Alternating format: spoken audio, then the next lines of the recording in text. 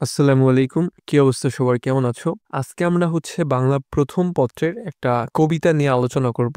কবিতার নাম হচ্ছে 'পদ্মা', লিখেছেন ফররুখ আহমেদ। আর এই কবিতাটা মূলত পদ্মা নদীকে নিয়ে লেখা হইছে। অর্থাৎ পদ্মা নদীকে ঘিরে বা পদ্মা নদীর আশেপাশের মানুষ কিভাবে জীবিকা নির্বাহ করে, কিভাবে তাদের জীবন জীবিকা পরিচালনা করে, এই বিষয়গুলো নিয়ে আলোচনা করা হইছে এবং পদ্মা নদী কতটা ভয়ংকর, সো এইসব নিয়েই মূলত এই কবিতায় মানে বলা হয়েছে বা আলোচনা করা হয়েছে। কবিতা শুরু করার আগে তোমাদের একটু ধারণা দেওয়া যেতে পারে যে এই কবিতাটা আসলে কেমন বা কিভাবে লেখা হয়েছে। একটু ধারণা নাও, তারপরে আমরা প্রত্যেকটা লাইনের ব্যাখ্যা করার চেষ্টা করব।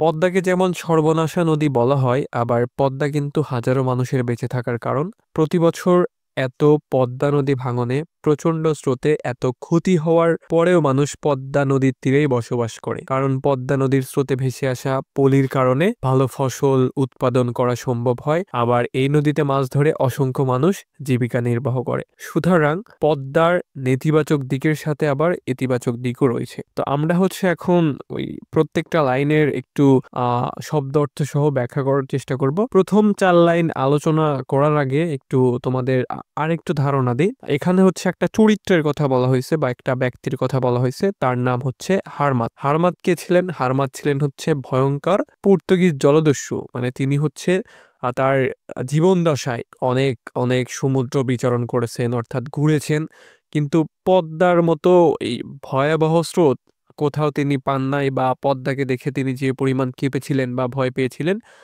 তিনি সমুদ্রেতেও এত ভয় পান নাই।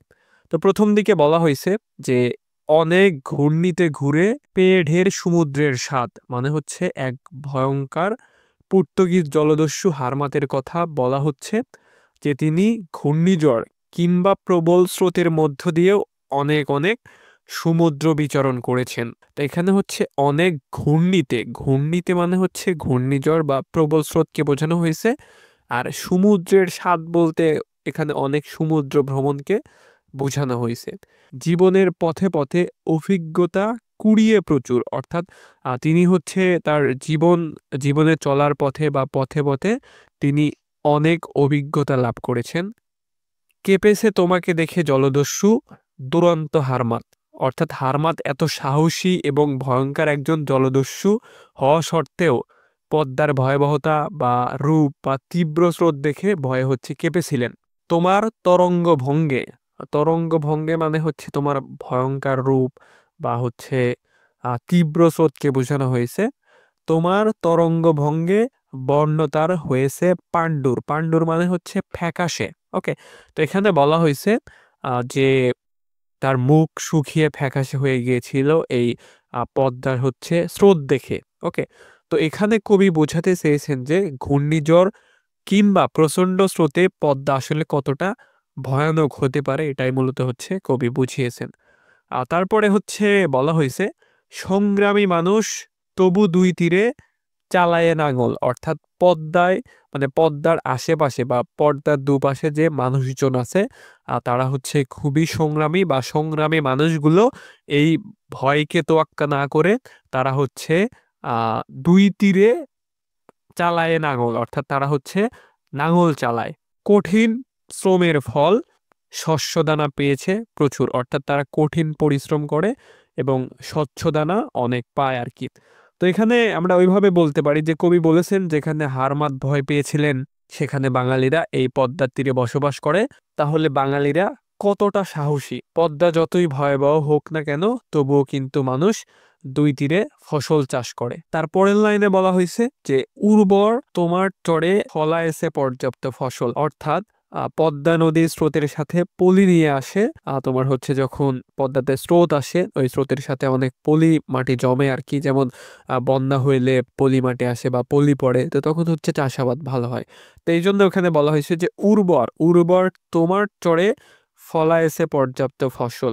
অর্থাৎ পলি নিয়ে আসে, যা চাষাবাদের জন্য খুবই উপযোগী আর কি। জীবন মৃত্যুর দ্বন্দ্বে নিঃসংশয় নির্ভীক জওয়ান। মানে নিঃসংশয় মানে সংশয়হীন আর কি। সবুজের সমারোহে জীবনের পেয়েছে সম্বল। অর্থাৎ তোমার পদ্মা নদীর দুই তীরের মাটি খুব উর্বর হয়ে থাকে, তোমার ওই পলি পড়ার পরে।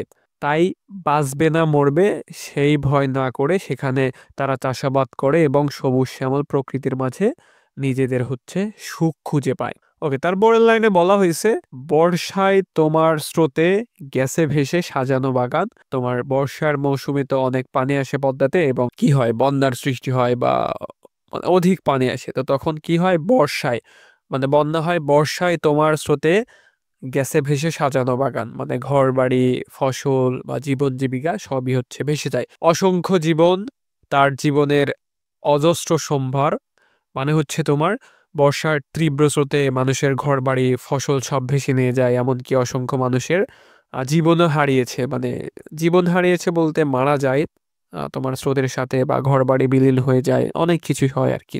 হে নদী জেগেছে তবু পরিপূর্ণ আহ্বান, আহ্বান মানে হচ্ছে আমন্ত্রণ।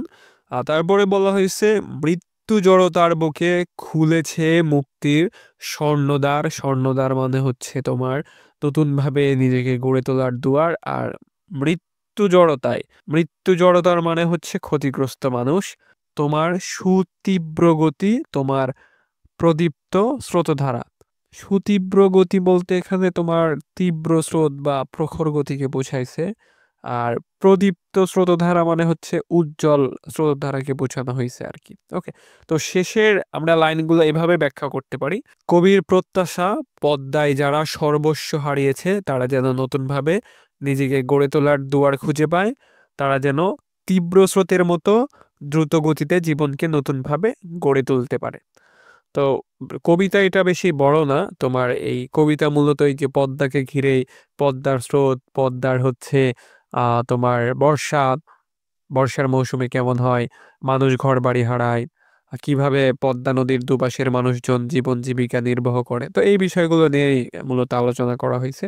তো এইসব কবিতা থেকে সৃজনশীল আসার সম্ভাবনা খুব একটা থাকে না, তোমার এমসিকিউই আসে, আবার মাঝে মাঝে দিয়েও দিতে পারে সৃজনশীল, এটা তো আসলে বলা যায় না। এখান থেকে আমরা আরো কিছু ইনফরমেশন জেনে রাখার চেষ্টা করব, যেমন ফররুখ আহমেদের জন্ম 1918 খ্রিস্টাব্দে 10ই জুন, তিনি মাগুরা জেলার মাজাইল গ্রামে জন্মগ্রহণ করেন এবং মৃত্যু হচ্ছে 1974 খ্রিস্টাব্দে 19শে অক্টোবর। ওকে, আর পদ্মা কবিতাটি হচ্ছে কাফেলা নামক কাব্যগ্রন্থ থেকে সংকলিত হয়েছে। কাফেলা কাব্য 60টি সনেটের সমন্বয়ে রচিত। ফররুখ আহমেদ ছিলেন মুসলিম পুনর্জাগরণের কবি। ফররুখ আহমেদের প্রথম এবং শ্রেষ্ঠ কাব্যগ্রন্থ সাত সাগরের মাঝি। আমরা কিছু হচ্ছে এখান থেকে অতি সংক্ষিপ্ত অর্থাৎ জ্ঞানমূলক প্রশ্ন দেখার চেষ্টা করব, যেগুলো গুরুত্বপূর্ণ। পদ্মাকে দেখে কেঁপে উঠেছে দুরন্ত হারমান। জীবনের পথে পথে অভিজ্ঞতা কুড়িয়ে প্রচুর কাদের কথা বলা হয়েছে, এখানে জলদস্যুর কথা বলা হয়েছে। ফররুখ আহমেদের জন্ম কোন জেলা, এটা হচ্ছে মাগুরা জেলা। পদ্মা কবিতায় জীবনের পথে পথে কি কুড়ানোর কথা বলা হয়েছে, অভিজ্ঞতা। পদ্মা কবিতায় ঢের সমুদ্রের স্বাদ বলতে বোঝানো হয়েছে প্রচুর অভিজ্ঞতা সঞ্চয়। পদ্মার দুই তীরে কারা নাঙল চালিয়েছে, সংগ্রামী মানুষ। পদ্মার দুই তীরে সংগ্রামী মানুষ কি চালিয়েছে, নাঙল। কঠিন শ্রমের ফল হিসেবে সংগ্রামী মানুষ পেয়েছে শস্য। পদ্মার চরে কারা ফসল ফলিয়েছে, নির্ভীক জোয়ান। নির্ভীক জোয়ান কিসের দ্বন্দ্বে, নিঃসংশয়, এটা হচ্ছে জীবন ও মৃত্যু। তো এই ছিল তোমাদের হচ্ছে কবিতা এবং কবিতা থেকে জ্ঞানমূলক কিছু প্রশ্ন। ক্লাসটি ভালো লাগলে অবশ্যই একটা লাইক করে দিও, চ্যানেলে নতুন হয়ে থাকলে চ্যানেলটিকে সাবস্ক্রাইব করে পাশে থাকা ঘন্টা বাটনটি অল করে দিও। সবাই ভালো থাকো, সুস্থ থাকো, ভালোভাবে পড়াশোনা করো। আল্লাহ হাফেজ।